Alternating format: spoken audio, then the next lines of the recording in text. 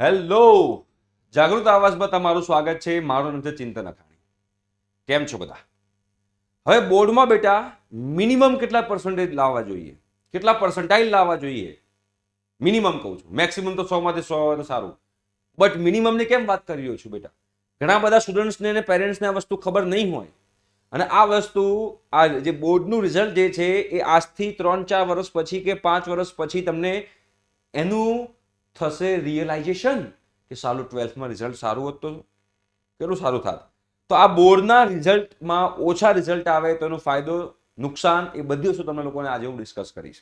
જો પહેલા તો પહેલી વસ્તુ બેટા, તમે લોકો બેટા તમે 12th સ્ટાન્ડર્ડમાં છો અને 12th સ્ટાન્ડર્ડમાં તમારે ફ્રી ઓફ કોસ્ટ બેટા અમારી સાથે ગુજકેટની કે બોર્ડ એક્ઝામની પ્રિપેરેશન કરવી હોય તો ડિસ્ક્રિપ્શન બોક્સમાં બેટા વોટ્સએપ ગ્રુપની લિંક છે, તમે એમાં જોડાઈ શકો છો.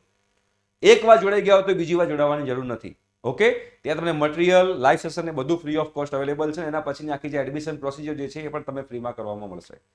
તો એક વાર જોડાઈ ગયા તો બીજી વાર ના જોડાતા. હવે બેટા તમે જોશો તો પહેલા તો એક MYSY કરીને બેટા સ્કોલરશિપ આવે છે. MYSY સ્કોલરશિપ, મુખ્યમંત્રી યુવા સ્વાવલંબન યોજના, બરોબર છે. આ સ્કોલરશિપ કોને મળી શકે બેટા? તો જે લોકો બેટા ઓપન કેટેગરીમાં હોય, SC કેટેગરીમાં હોય, ST કેટેગરીમાં હોય કે SCBC કેટેગરીમાં હોય, તમામે તમામ સ્ટુડન્ટ્સને, કે ઓપન EWSમાં હોય, તમામે તમામ સ્ટુડન્ટ્સને જે છે આ MYSY મુખ્યમંત્રી યુવા સ્વાવલંબન યોજના મળે છે. ઓકે, એમાં કેટલા રૂપિયા મળે છે? તો 50,000 થી લઈને 2 લાખ રૂપિયા સુધીનું પર યર.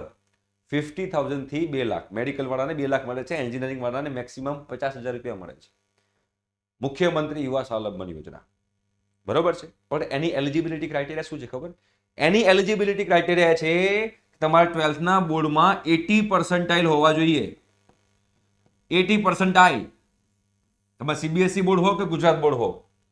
હવે જો તમારે બેટા 79.99 પણ હશે ને તો પણ તમને લોકોને આ સ્કોલરશિપમાં તમે લોકો એલિજિબલ નહીં થાવ. ઘણા બધા સ્ટુડન્ટ્સને આ સ્કોલરશિપની ખબર નથી હોતી અને આના કારણે એ લોકોને સ્કોલરશિપથી વંચિત રહી જાય છે.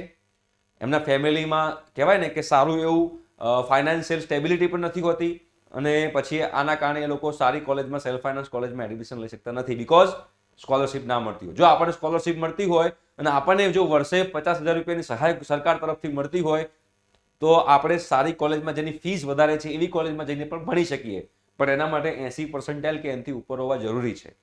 તો આ એક નુકસાન છે જો તમારે 12થમાં ઓછું રિઝલ્ટ આવે છે. એના સિવાય બીજું શું નુકસાન છે એ પણ તમને કહું. બીજું નુકસાન એ છે કે જો તમે લોકો બેટા એન્જિનિયરિંગમાં એડમિશન લેવાના હો, એન્જિનિયરિંગમાં એડમિશન લેવાના હો તો એન્જિનિયરિંગમાં તમે એડમિશન શેના માટે લો છો? એન્જિનિયરિંગમાં તમે લોકો એડમિશન લો છો પ્લેસમેન્ટ માટે. તો જે મોટી મોટી કંપની તમને લાગતી હોય, રિલાયન્સ છે કે ઇન્ફોસિસ છે કે TCS છે કે L&T છે, જે મોટી મોટી કંપનીઝ છે, એ તમારા જ્યારે તમે 4th યરમાં જાઓ ને પ્લેસમેન્ટ માટે આવે ને, ત્યારે પ્લેસમેન્ટ માટે આવે ત્યારે એ લોકોનો ક્રાઇટેરિયા હોય છે કે જે સ્ટુડન્ટના 12th સ્ટાન્ડર્ડની અંદર 60%ની ઉપર તમારા માર્ક્સ હોય, 60% પર્સન્ટાઇલ નહીં, 60%થી ઉપર તમારું રિઝલ્ટ હોય, એવા જ સ્ટુડન્ટ પ્લેસમેન્ટ માટે બેસી શકશે. તો જે લોકોને 12થમાં 60થી ઓછા આવશે તો પછી કોલેજમાં જઈને ગમે એટલું સારું પરફોર્મન્સ કરશે, આ બધી કંપનીમાં એ પ્લેસમેન્ટમાં, ઇન્ટરવ્યુમાં બેસી જ નહીં શકે. તો તમારે એ પણ ધ્યાનમાં રાખવાનું છે. આ જો બોર્ડમાં ઓછા રિઝલ્ટ આવવાના ગેરફાયદા કહી રહ્યો છું, લોસીસ. એ વખતે પછી અફસોસ થાય કે સાલો 12થમાં થોડી મહેનત કરી હોત તો 60થી ઉપર માર્ક્સ લાવ્યો હોત તો આજે અમારી જે ડ્રીમ કંપની છે એ ડ્રીમ કંપનીની અંદર હું બેઠો હોત. એના સિવાય જે લોકોને આગળ સારી સારી કોલેજમાં MBA કરવું છે, ફોર એક્ઝામ્પલ IIM કરીને કોલેજ છે, એમાં તમારે MBA કરવું હોય તો MBA કરવા માટે એ લોકો 10th, 12th અને એન્જિનિયરિંગનું રિઝલ્ટ જોતા હોય છે.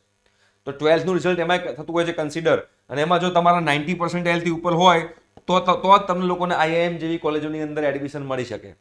બાકી તમે અત્યારથી જ IIM જેવી કોલેજમાં MBA કરવા માટે એલિજિબલ નથી જો તમારા 90% ઓછા હોય તો. તમે ચેક કરી લો, જો બધાના અલગ અલગ ક્રાઇટેરિયા હોય છે. એટલે ઘણા બધા સ્ટુડન્ટ્સને એવું લાગતું હોય છે કે 12th સ્ટાન્ડર્ડનું રિઝલ્ટ જે છે એ ઓનલી ગુજરાતની અંદર કોઈ એન્જિનિયરિંગ કોલેજમાં એડમિશન લેવા માટે છે. ના, એવું નથી. બીજી વસ્તુ તમને કહું કે આ તો ખાલી મેં MYSY ની વાત કરી, એના સિવાય બીજી ઘણી બધી પ્રાઇવેટ સ્કોલરશિપ્સ આવે છે જેના વિડીયો આપણે બનાવતા રહીએ છીએ. અને આ બધી પ્રાઇવેટ સ્કોલરશિપની અંદર ટ્વેલ્થના રિઝલ્ટનો ક્રાઇટેરિયા હોય છે કે મિનિમમ 75% હોવા જોઈએ, અમુક સ્કોલરશિપ એવી છે કે મિનિમમ 70% હોવા જોઈએ, ત્યારે ઘણા બધા સ્ટુડન્ટ્સ જે કમેન્ટ કરતા હોય છે કે સર એવી કોઈ સ્કોલરશિપ નથી કે જેમાં ટ્વેલ્થના રિઝલ્ટનો કોઈ ક્રાઇટેરિયા જ ના હોય, કેમ કે એ લોકોને ટ્વેલ્થમાં રિઝલ્ટ ઓછું આવ્યું હોય. તો આ બધા રીઝનને કારણે ઘણા બધા સ્ટુડન્ટ્સને નથી સ્કોલરશિપ મળતી, નથી સારી કોલેજમાં જોબ મળતી, નથી સારી કોલેજમાં આપણે એમબી કરી શકતા. તો દરેક સ્ટુડન્ટ્સને હું એમ માનું છું કે જો તમારે આખું કરિયર સ્મૂથલી જવા દેવું હોય, સ્મૂથલી, એવરેજ નહીં પણ સ્મૂથલી કહી રહ્યો છું, એકદમ એક્સ્ટ્રા ઓર્ડિનરી પણ નહીં, સ્મૂથલી કરિયર જવા દેવું હોય તો તમારે ટ્વેલ્થમાં 80% ઉપર રાખવાનો ટ્રાય કરજો. 80% ઉપર રાખવાનો ટ્રાય કરશો તો તમને લોકોને લગભગ 95% જગ્યાએ કોઈ જગ્યાએ પ્રોબ્લેમ આવશે નહીં. યા મલ્ટીનેશનલ કંપનીમાં જોબ લેવાની હોય, યા સ્કોલરશિપ લેવાની હોય, કોઈ પણ વસ્તુ હોય એમાં તમને લોકોને કોઈ જગ્યાએ અડચણ ઊભી નહીં થાય. બરોબર? એટલે આ વસ્તુ બહુ જ ઇમ્પોર્ટન્ટ છે. બીજી વસ્તુ, જે લોકો સીબીએસઈ બોર્ડના હોય એ 75% ના આવે, તો 75% ના આવે તો લોકો JEE મેન્સ થ્રુ NITમાં કે IIIT જોશા કાઉન્સેલિંગમાં એલિજિબલ નથી. એવી રીતે ગુજરાત બોર્ડમાં પણ મિનિમમ એના પર્સન્ટેજ હોય છે. તમારે તો પર્સન્ટેજ આપેલા છે પણ એના પર્સન્ટેજ કન્વર્ટ કરવાના હોય છે. કન્વર્ટ કેવી રીતે કરવાના હોય છે એ પણ અમે તમે લોકોને ગાઈડ કરીશું. તો એમાં પણ તમારે મિનિમમ 70% ઉપર લાવવા પડશે. પર્સન્ટેજ તમારા કોલેજમાં તો પર્સન્ટાઇલ આપશે, તમારા 12થના માર્કશીટમાં પર્સન્ટાઇલ આપશે, બટ મિનિમમ પર્સન્ટેજમાં જોવા જઈએ તો 70% વધારે હોવા જોઈએ, તો તમે લોકો જોશા કાઉન્સેલિંગમાં એલિજિબલ છો. તમે NITમાં ભલે પછી તમારું JEE મેન્સમાં ઓલ ઇન્ડિયા રેન્ક 1 કેમ ના હોય, બટ તમારે જો બોર્ડની અંદર ઓછા પર્સન્ટેજ હશે ને તો પણ તમને NITમાં એડમિશન નહીં મળે. તો આ ઘણા બધા લોસીસ છે. તો એટલે જ કહું છું કે મિનિમમ 80% તમારે લોકો ટાર્ગેટ રાખવાનો. તો 80% ટાર્ગેટ રાખશો તો તમને લોકોને 95% જગ્યાએ કોઈ જગ્યાએ પ્રોબ્લેમ આવશે નહીં. ઠીક છે?